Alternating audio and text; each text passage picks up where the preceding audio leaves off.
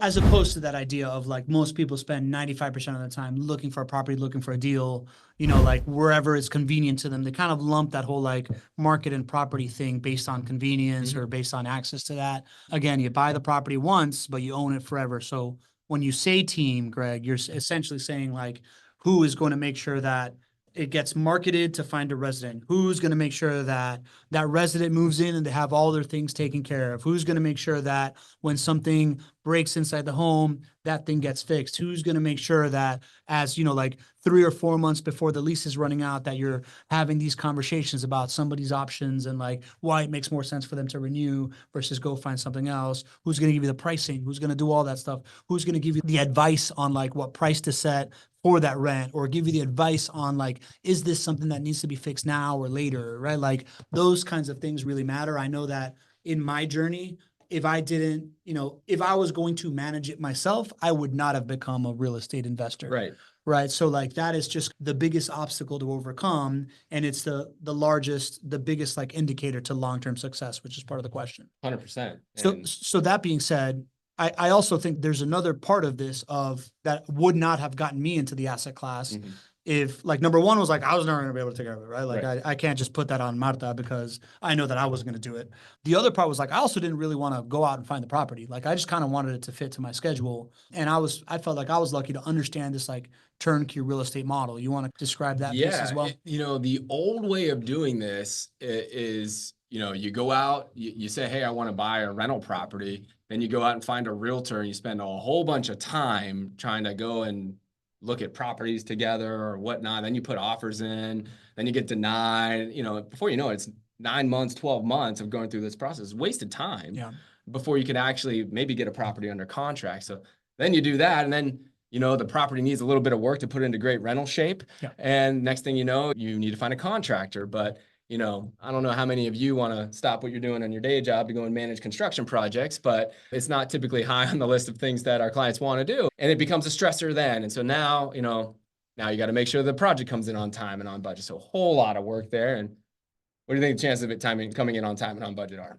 By me? Yeah, by you. Slim to none. Yeah. Emphasis on the nuns, right? So you've created a challenge there for yourself. And all along the way now, what you thought this ideal investment of you buying a property in a month after you started to make an offer to now you're a year down the road and you're over construction budget, you're starting to erode this joy that you originally started out with. And then all of a sudden you get the home in great shape to be rented and you go and you stick any old property manager in there. And guess what? The first thing they say is, well, that rent that you thought you were going to get that you discussed with your realtor a year and a half ago, guess what? I don't think me as this new property manager, I don't think that you're going to get that rent. And that is a real punch to the gut. Yeah. Because now not only have you wasted a year and a half, not only are you over budget, now your income is lower. This cash flow positive thing that you thought you were creating is now cash flow negative.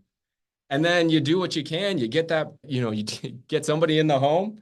You're generally not happy about it. Your spouse is probably a little bit upset because they were supporting you through this and they've seen you fumble it up. Yep. And now it's hitting their pocketbook. Yep. And then the fun really starts because you got any old property manager in there, but they're not vertically integrated. Their goals aren't aligned with you. They're not all under one roof. They're not there to advise you in good times and in bad. And so when maintenance items come and things like this, it only gets worse from there. And that's where that brokenness of rental property investing lives. It's in that old way of doing it. So in the new way, the way that JWB has set out intentionally to build is the vertically integrated process, which in essence, it's like, hey, listen, property management is the hardest part of this equation. Let's be excellent at property management. Let's be excellent to our renters. Let's be excellent to our clients so that we can all win here. And let's package all of the services along with that excellent property management that otherwise you had to go out and find this person and that person and this person to pull together. So your property management team, which is JWB, also is your sales team. In essence, they're the realtor that you had, except you don't have to pay JWB real estate commissions because we own the asset and we're simply selling it to you.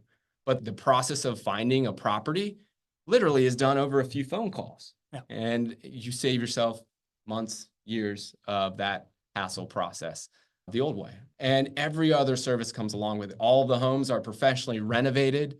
at the time that they are sold to you or newly built, they're also rented day one and producing positive cash flow for you.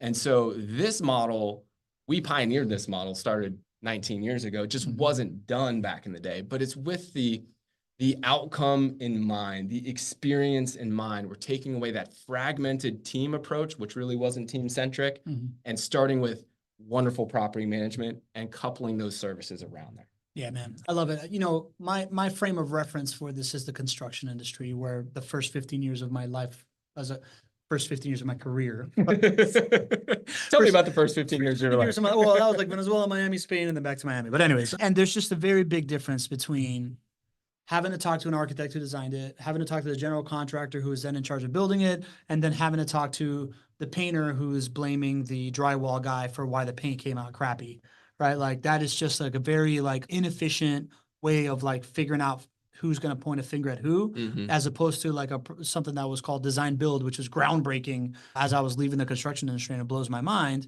where the same person that designed it is the same person that builds it. And like the hands that are working on it are the hands that like you call 5 years later. If something's wrong, they have the answers. There's no like passing of the blame. 100%. So, you know, this idea of like a vertically integrated way of doing this is, like you said, you know, like if you want to ensure long-term success, understand who's going to take care of your property forever.